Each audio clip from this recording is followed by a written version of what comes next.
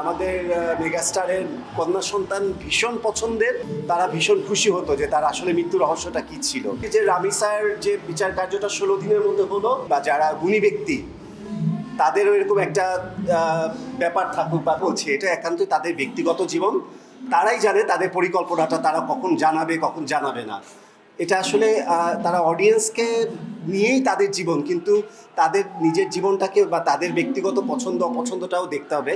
তারা নিশ্চয়ই ডিসাইড করেছে যে আমি এইভাবে করে এই সময়ে জানাতে চাই, তো সেই সময়টুকুর জন্য অবশ্যই অপেক্ষা করতে হবে। তবে আমি যতটুকু জানি আমাদের মেগাস্টারের কন্যা সন্তান ভীষণ পছন্দের। সে মেয়ে বাচ্চা খুব পছন্দ করে, তার এবার আল্লাহ কোল জুড়ে এটি মেয়ে সন্তান দিয়েছে। সো আমার মনে হয় এটা একটা আশীর্বাদ স্বরূপ, এবং এটারও ডেফিনেটলি একটা সেলিব্রেশন হবে। সম্প্রতি দেখা গেছে যে কোর্ট থেকে আমাদের চিত্রনায়ক সালমান শাহর কবরটা আবার খোলার আদেশ দিয়েছে। এই দৃষ্টি থেকে আপনি কি ইয়ে করছেন 30 বছর পর জিনিসটা থেকে আমরা কি পেতে পারি? আমি না এই গত 30 বছরে কবর উত্তোলনের নিউজটা মিনিমাম 30 বারের উপর শুনেছি। 30 বারের উপর শুনেছি যে কবর আবার উঠানো হচ্ছে, আবার পুরো তদন্ত হবে, ময়না তদন্ত হবে, এটা হবে সেটা হবে, কেস ফাইলটা আবার ওপেন হবে, এগুলো অনেক শুনেছি। কিন্তু আলটিমেটলি এই নিউজ পর্যন্তই থেকে যায়, বাস্তবতায় আর রূপ পায় না। যদি বাস্তবতায় রূপ পায়, আসলে যদি এত বছর পর তার মৃত্যু রহস্যটা দর্শক জানতে পারে, আর কেউ না হোক তার ভক্তরা, দেশে যে তার অগণিত ভক্ত, তারা ভীষণ খুশি হতো যে তার আসলে মৃত্যু রহস্যটা কি ছিল, হত্যা নাকি আত্মহত্যা। অবশ্যই এত বড় একজন মহানায়কের মৃত্যুর রহস্যটা যদি খুব জটলা পেকে থাকে, এটা তো ডেফিনেটলি আমি জানতে চাই। আর তাতে যদি প্রকাশ্যে মানে খুনির যে খুন করেছে, বা যদি খুনি কোনো এটার সাথে সম্পৃক্ত থাকে, অবশ্যই সে বেরিয়ে আসুক, এবং দেরিতে হলেও সে যেন প্রপার শাস্তিটা পায়।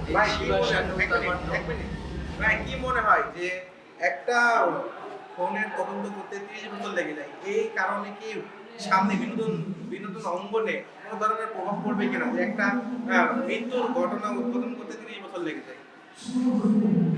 যায়? আসলে সব মৃত্যু তো না, কিছু কিছু মৃত্যু থেকে যায় আসলে, যেটা হয়তো বা জানতে চেয়েও জানা যায় না, কিংবা একটা জটিলতার থেকে যায়।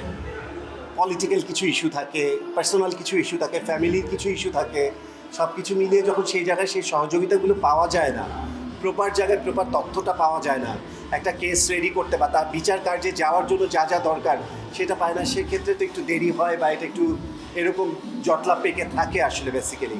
আবার কিছু কিছু হত্যা রহস্য তো খুব দ্রুত তাড়াতাড়ি হয়ে যায়।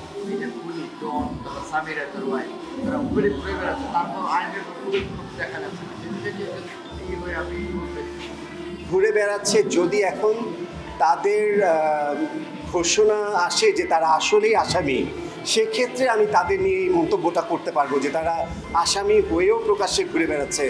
প্রমাণিত না হওয়া পর্যন্ত আমরা কিন্তু তাদেরকে, কিন্তু প্রমাণিত না হওয়া পর্যন্ত কিন্তু আমরা কোনো আসামিকে আসামি বলে তার শাস্তি দাবি করতে পারি না। সেটার জন্য প্রমাণ হতে হবে যে না, সে আসামি। তখন সে প্রকাশ্যে ঘোরাঘুরি করছে কিনা সে ব্যাপারে মন্তব্য করাটা বুদ্ধিমানের কাজ হবে। আগামীতে এই ধরনের কেসের দ্রুত হওয়া প্রয়োজন কিনা, আপনার কাছে কি মনে হয়? এই যে রিসেন্টলি যে রামি স্যার যে বিচার কার্যটা 16 দিনের মধ্যে হলো, আমি চাই বড় বড় তারকা শিল্পী বা যারা গুণী ব্যক্তি, তাদেরও এরকম একটা ব্যাপার থাকুক বা প্রিভিলেজ পাক, তাদের যে কোনো এই ধরনের ঘটনা বা বিচার কার্য যেন খুব দ্রুতভাবে কার্যকর হয়, এবং সরকার যেন এই দিকটাও খুব দৃষ্টি দেয় আর কি।